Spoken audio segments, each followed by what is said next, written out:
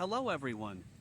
It's great to see you again in today's video. James drove slowly along the rugged dirt road, surrounded by endless green forests.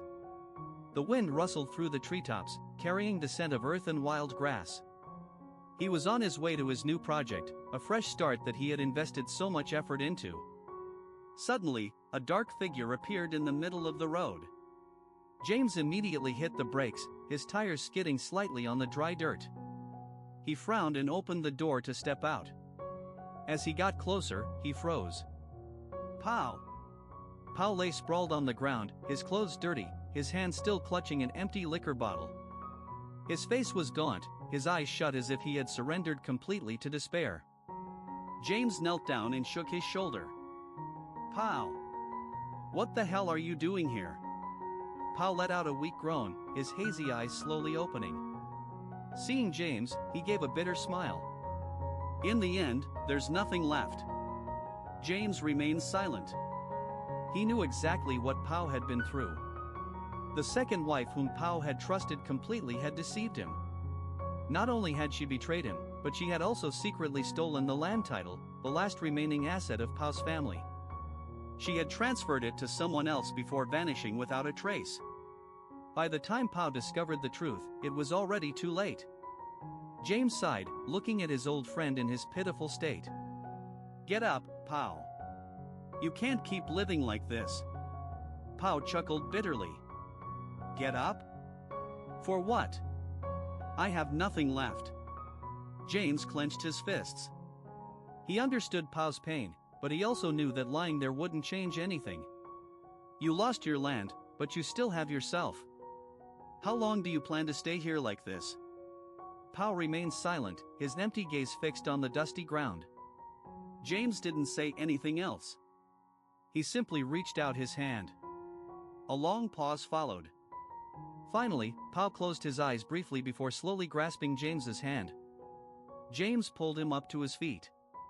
The sun still shone brightly in the sky, and the road ahead was still long. James left Pow after encouraging him, feeling a sense of relief but also lingering worry. He knew he had helped Pow through a difficult time, but he himself had pressing matters to deal with. The important contract he had just signed was not only a major milestone in his career but also a high-pressure challenge. His business was getting busier by the day, leaving him no time to hesitate. Driving his pickup truck along the dusty road, his mind was still occupied with numbers and project implementation plans. When he arrived at the site, he paused for a few seconds in the vehicle, taking a deep breath before stepping out. Looking around at the freshly harvested logs, he could see that everything was proceeding according to plan.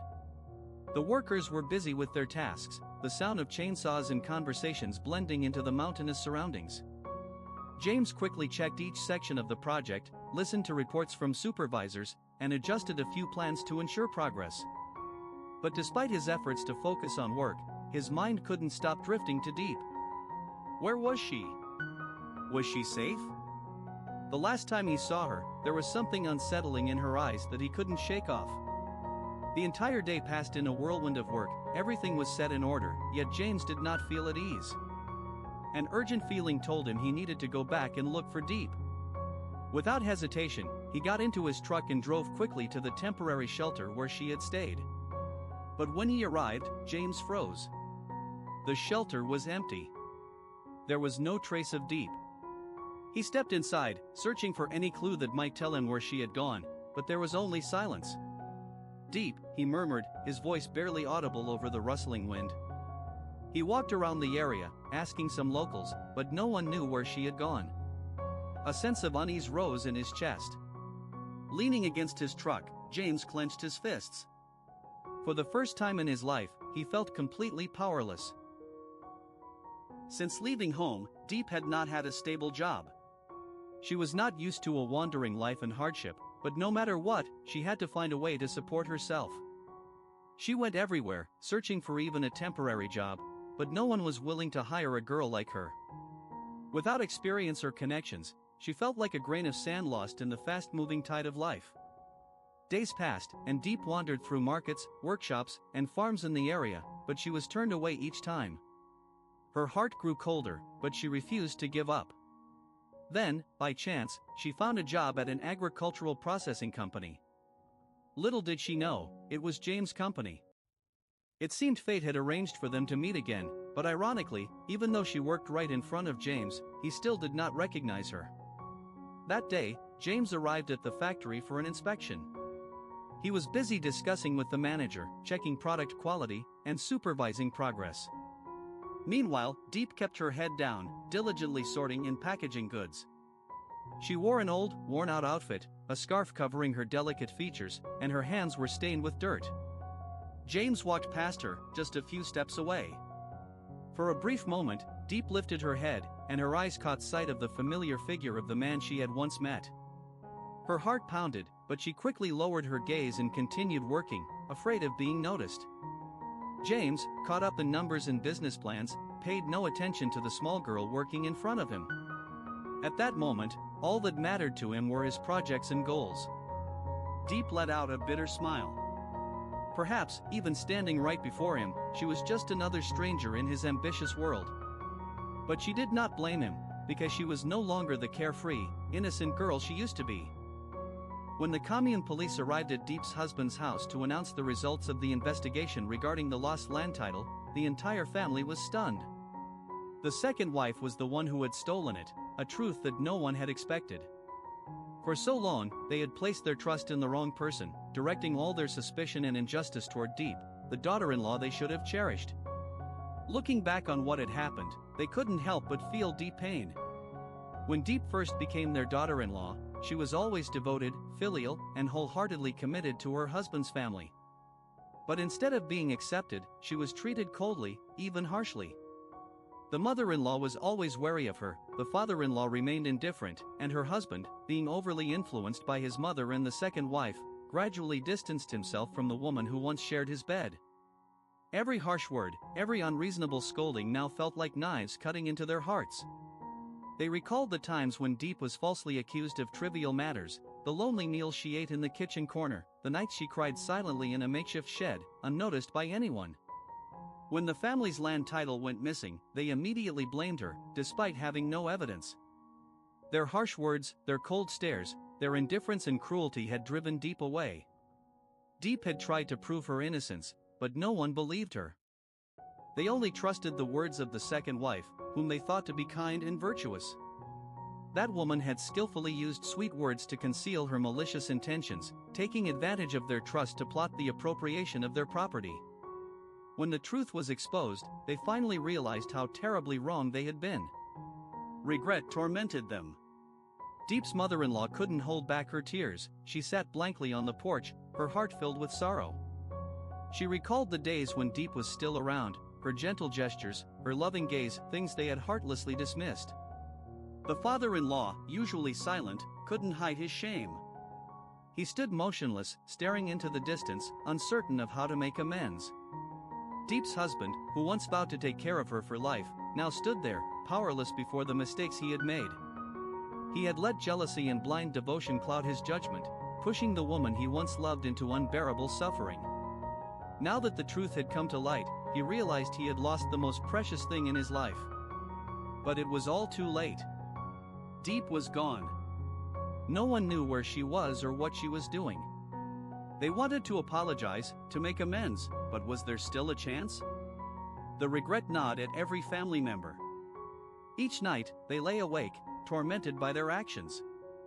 They hoped that one day, Diep could forgive them, could return, but they also understood that the wounds they inflicted were too deep to heal overnight. Their story is a costly lesson about trust, justice, and compassion. It serves as a reminder that in life, one should not be too quick to judge without sufficient evidence, and should not let prejudice cloud their vision. Sometimes, only after losing someone important do we realize their true worth. But by then, it might already be too late to make things right. Under the pale twilight sky, Diep quietly walked along the familiar forest path. She had left the bustling world of the city, a place she once thought would offer her a better life, only to find loneliness and pressures she could never adapt to. The days spent working at James' company gradually became a burden. She couldn't adjust to the dry numbers, the cold stares of her colleagues, and the overwhelming sense of alienation in an unfamiliar environment. Now, with the little money she had earned, She returned to the place she once sought refuge, near the humble hut by the small stream, where the wind carried the scent of the earth, where the rolling green hills surrounded her like comforting arms. Diep took a deep breath, letting the crisp air fill her lungs, as if trying to shed the remnants of the city from her soul. In the following days, she resumed her old rhythm of life. Each morning, she rose early, walking along the stream to gather dry firewood, listening to the birds singing atop the lush green trees. She carefully collected bamboo sticks and small branches, stacking them into a pile for the fire when night fell. She reminisced about her childhood, when every evening was filled with stories told by the fire, with laughter echoing through the mountains. But now, she sat alone, listening only to the occasional crackling of the burning wood in the silent night. At times, she would gaze into the flickering flames, wondering if leaving the city had been the right decision. Although she no longer felt out of place among strangers, the loneliness still clung to her, seeping into every breath. Diep pulled her scarf tighter around her head, her eyes following the rising sparks that flickered and disappeared into the darkness. She took a small bite of the dry bread, tasting its mild sweetness mixed with the bitterness of her emotions. Outside, the cold wind began to sweep through the bamboo forest, rustling the leaves in a whispering symphony of solace. Diep looked up at the night sky, where the twinkling stars bore witness to her solitude. A single tear slipped down onto the back of her hand, as cold as the emotions stirring deep within her. From the moment the truth was revealed, his husband's family was shocked to realize the misunderstandings and harsh words they had directed at her. They once saw her as an outsider, even a deceiver, but in the end, they were the ones who had hurt her the most. Regret filled their hearts. The mother-in-law, who had been strict, now wept as she thought about her poor daughter-in-law. The father-in-law, once cold and distant, now paced around the house, hoping for a miracle to bring her back. And the husband, after understanding everything, could not forgive himself. He remembered the time she was in pain, yet no one believed her. The moments she felt alone, yet no one was there for her. No one knew where she had gone. They only knew that she had left the house in tears, carrying deep emotional wounds. The whole family split up to search for her. They asked around, visited places she might have gone, but all their efforts were in vain. The familiar roads that once carried her footsteps now felt empty. Each passing day, their worry and guilt grew heavier. More than anything, they longed to find her, to apologize, and to make up for the pain they had caused. But was it too late? Would she be willing to forgive them? Bài thơ đồng chí, quê hương anh nước mặn đồng chua, làng tôi nghèo đất cải nên sỏi đá. Anh với tôi đôi người xa lạ, tự phương trời chẳng hẹn quen nhau, súng bên súng đầu sát bên đầu, đêm rét chung chăn thành đôi chi kỷ. Đồng chí, ruộng nương anh gửi bạn thân cải, gian nhà không mặc kệ gió lung lay, giếng nước gốc đa nhớ người ra nính.